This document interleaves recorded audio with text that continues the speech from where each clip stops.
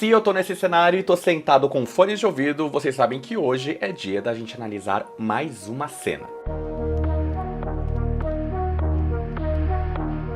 E aí, gente linda, eu sou o Diego Kraus e a cena que a gente vai analisar hoje tem a ver com o meu lookinho, não sei se vocês perceberam, eu tô gótica, suave aqui, porque a gente vai analisar uma cena de um filme de terror. E o filme da vez é Hereditário. Mom, what's happening? Make it stop! Make it stop! I just don't want to put any more stress on my family.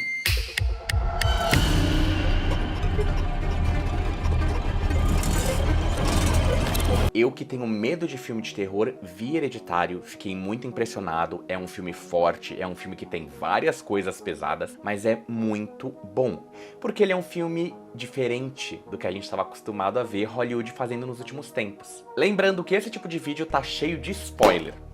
E o que a gente vai ver é uma cena de jantar muito tensa, porque acontece o seguinte: Hereditário conta a história de uma família, que eu não vou me aprofundar muito nas coisas específicas que acontecem, mas existe um acidente que acontece com o Peter e com a irmã dele, a Charlie, e a Charlie acaba morrendo no filme por causa do Peter. E aí no filme se desenvolvem várias situações de terror, de medo, de coisas muito intensas que tem a ver com a morte da Charlie. A Annie, que é a mãe da família, interpretada pela rainha Toni Collette, não consegue lidar com a perda da filha. E tem uma coisa interessante, que o Peter, interpretado pelo Alex Wolff, reage ao acidente da irmã de uma maneira muito peculiar.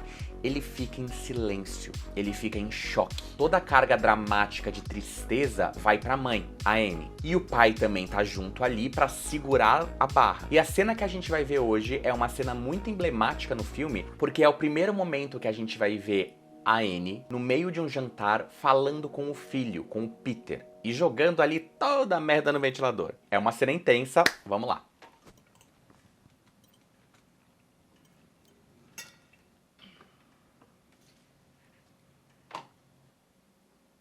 A gente percebe já no começo da cena que o Peter come o tempo todo olhando pra baixo, ele não consegue encarar nenhum dos pais, o que diz muito sobre como ele tá se sentindo.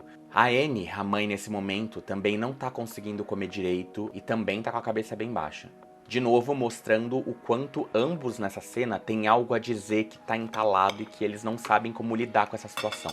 E o Steve, o marido, é a única pessoa que faz essa meia ponte, que consegue levantar o olhar pra algum deles. Olha que interessante, você percebe no olhar do Alex Wolff o quanto o personagem dele tem medo da mãe, porque eles não conversaram sobre a morte da Charlie. Primeiro que assim, Toni Collette, rainha, né? Só por esse olhar você percebe tudo o que ela tem pra dizer, o rancor e a raiva que ela sente do próprio filho.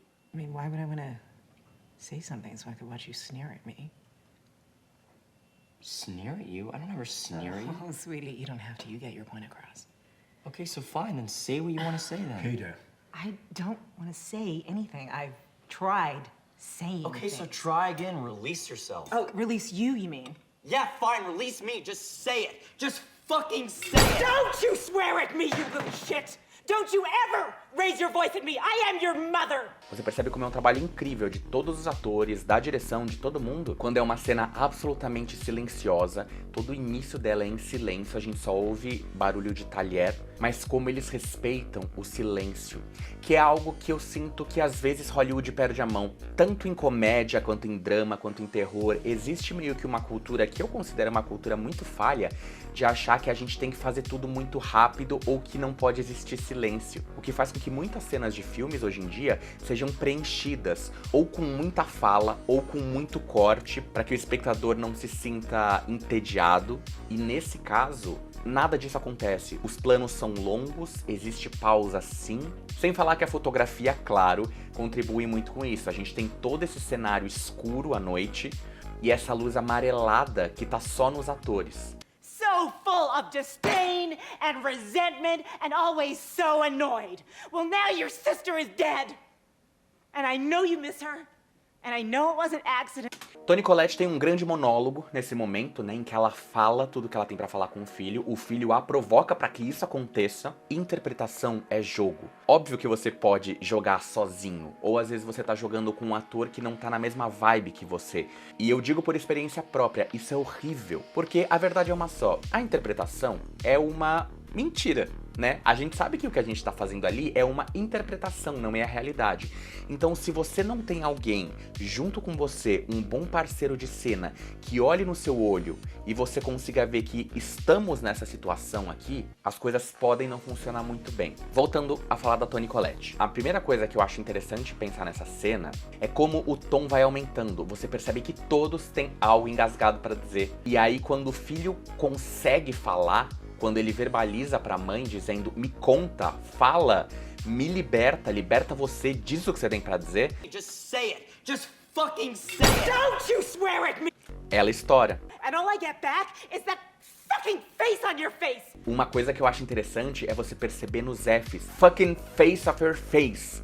Você percebe que o F, ele por si só já tem essa escapada de ar, então. E aí você percebe com fucking face o quanto o F ajuda ela a explodir e como é desproporcional de uma fala normal. Ela fala do filho, do filho, do filho, do filho, e aí ela chega no ponto principal, que é a morte da irmã. Quando ela fala, e agora sua irmã tá morta, a câmera não tá nela, a câmera tá no marido.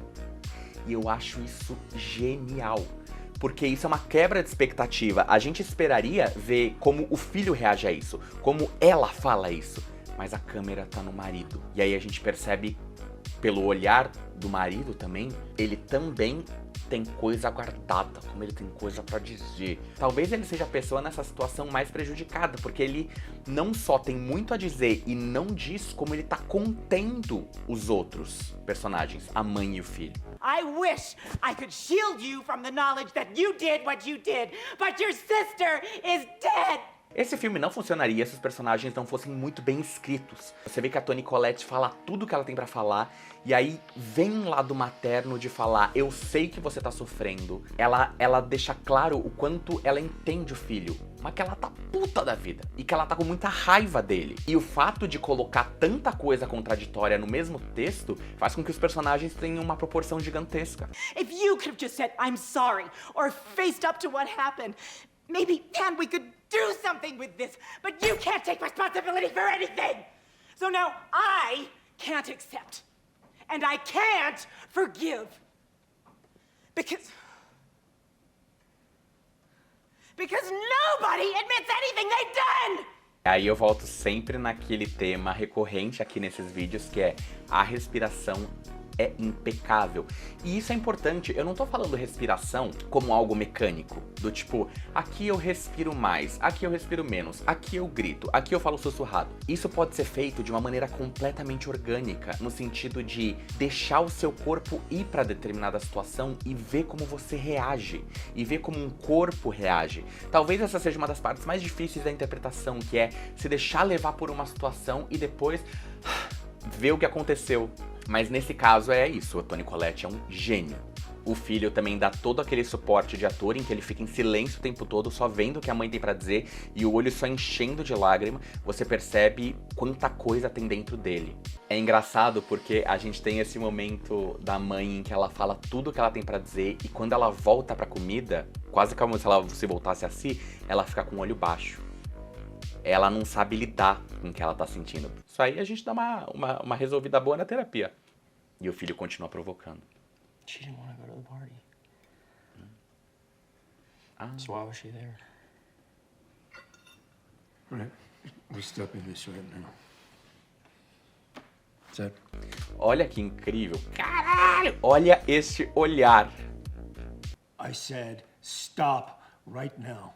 Isso é muito difícil, porque agora a gente começa a entrar num jogo de ego. O personagem do filho começa a jogar a responsabilidade do que aconteceu pra mãe. E eu acho interessante ver o que o corpo da Toni Collette faz nesse momento. Presta atenção. She didn't want to go to the party.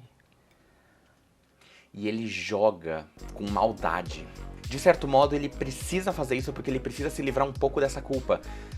Mas é bem golpe baixo. So why was she there? Ela sai de baixo, olha pra cima e dá um leve sorriso, quase como se ela falasse: eu não acredito que você tá dizendo isso e eu também não vou cair nesse jogo. We're stopping this right.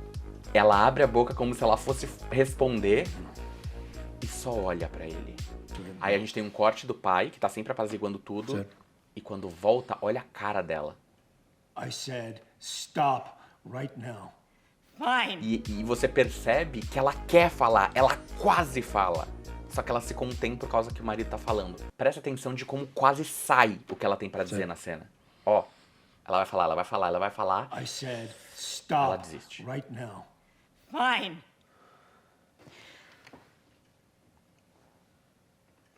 Fine.